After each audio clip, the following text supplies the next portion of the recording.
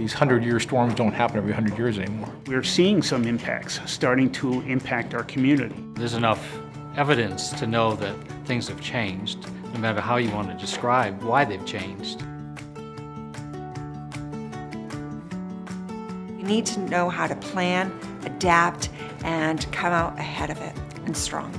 There's a lot to be gained for not only the quality of life and the citizens, but also for our businesses too, to make sure they can be stable and thrive. I'm interested in learning everything I can about what other people are doing to address those issues.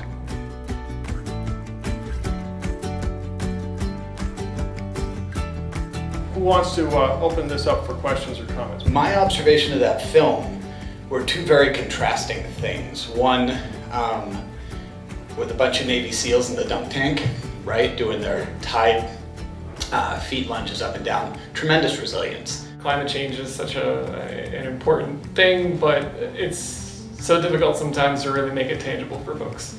Thank you for the film. Really great to see how communities that work together can come up with something, and I think that's what the New Hampshire Coastal Hazard and Risk Commission inspired me to do something in Maine. I think it's the best report that has been issued about the problems of sea level rise to an area.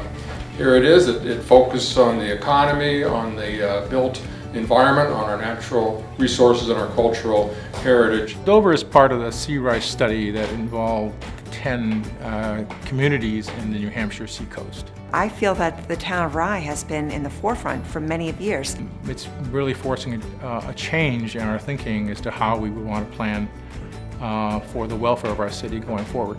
We're actually putting in a chapter in our town's master plan on preparing for climate change.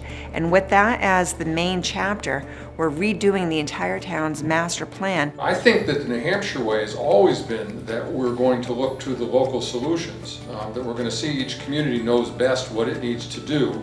And if we can help provide some of the expertise and resources for that, as I think we did with the Coastal Risk and Hazards Commission and then Senate Bill 185, that our local folks, no matter what is happening at a federal level, can do the kind of wise planning and start to change things incrementally. The town of Hampton is working in really a multifaceted approach to make our community more resilient. We took what we learned in preparing and we made concrete data. We have maps and visualizations, and we could see storm surge and where it's going and how we can impact and move forward. What's going to be impacted, how much is going to be impacted, to give the basis of how the city can respond in terms of being resilient. Where do we go from here, and who's thinking about it? It's not a Republican or a Democrat answer. It's what's the right answer, what's the best answer. And I think that cuts across all political lines, at least it should. We know that about 40% of the jobs and about that percentage of the economy of the state is in the seacoast region. So the investment there means that we have to find a way to sustain the economy.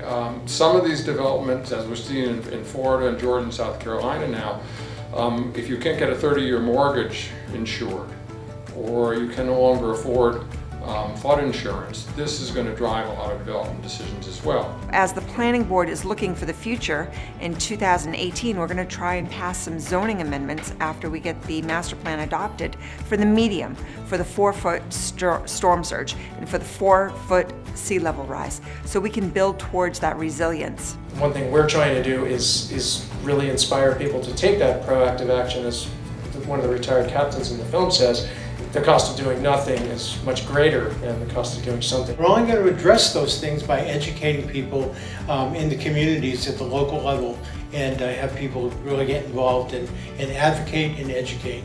I'm very proud to say that I think we've taken a leadership in thinking about this thing and how it's going to impact people's lives if you do it correctly, positively. I am looking at the future. I have children, I am growing with the community, and I want to build a community that's going to surpass me and be there for my children.